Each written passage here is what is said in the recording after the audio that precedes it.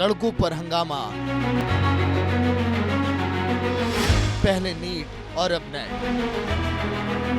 अधर में देश का भविष्य। आखिर सड़क पर हंगामा कर रहे इन युवाओं का कसूर क्या है? बस इतना ही कि वो अपनी योग्यता और प्रतिभा के दम पर अपना भविष्य संवारना चाहते हैं। कौन है गुनहगार जो कर रहा है शिक्षा का काला कारोबार और बच्चों के भविष्य के साथ खिलवाड़? अब इस पूरे मामले को समझिए जिसे लेकर युवाओं में आक्रोश है। दरअसल भारत सरकार के शिक्षा मंत्रालय ने 18 जून को हुई यूजीसी एनईटी परीक्षा को रद्द कर दिया है और कहा कि भारत सरकार ने यह निर्णय परीक्षा प्रक्रिया की पारदर्शिता और शुचिता के उच्चतम स्तर को बनाए रखने के लिए लिया। आपको बता दें कि 18 जून को ही 2 पालियों में यूजीसी एनईटी परीक्षा का आयोजन हुआ था, जिसे 19 जून को रद्द कर दिया गया और शिक्षा मंत्रालय की तरफ से कहा गया कि पूरे मामले की गहन जांच के लिए मामले को केंद्रीय जांच ब्यूरो यानी कि सीबीआई को सौंपने का फैसला लिया गया है। अब आप ये सोच रहे होंगे कि आखिर ऐसा क्यों हुआ कि पहले सरकार ने परीक्षा का आयोजन किया और अगले ही दिन उसे रद्द कर दिया।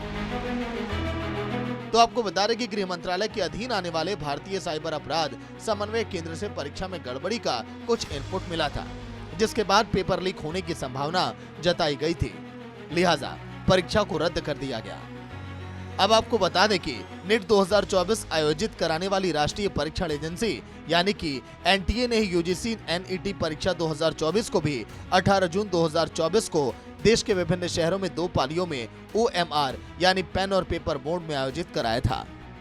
देश भर के 317 शहरों में 1205 परीक्षा केंद्रों पर यूजीसी एनईटी का 18 जून को आयोजन किया गया था।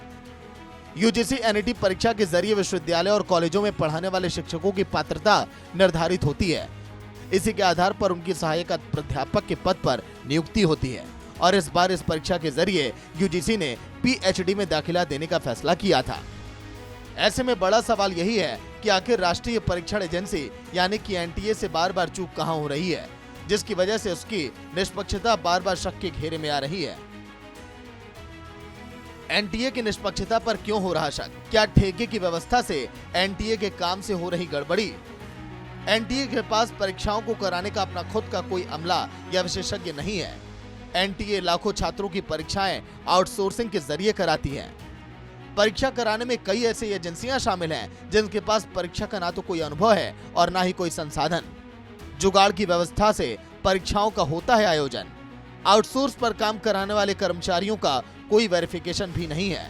वहीं जानकारों का ऐसा भी कहना है कि एनटीए के साथ मिलकर परीक्षाओं का आयोजन कराने वाले इन एजेंसियों में ही ऐसे लोग होते हैं जो पैसा लेकर परीक्षा के पेपर लीक कराने का काम करते हैं। बहरहाल मामला अब सीबीआई के पास है और कहा जा रहा है कि इसमें जो भी शामिल होगा उन लोगों के खिलाफ कार्रवाई की जाएगी। वहीं शिक्षा मंत्रालय ने भी कहा कि जल्द ही नेट परीक्षा की नई तारीख का ऐलान किया जाएगा, लेकिन सवाल यही बरकरार है कि आखिर कब तक इस प्रकार से पेपर लीक होते रहेंगे या लीक होने की शंका बनी रहेगी। आखिर कब देश का युवा पेपर देने के बाद आश्वस्त होगा कि इस बार पेपर लीक नहीं होगा? आखिर कब? सवाल बरकरार। ब्यूरो रिपोर्ट, सूर्या समाचार।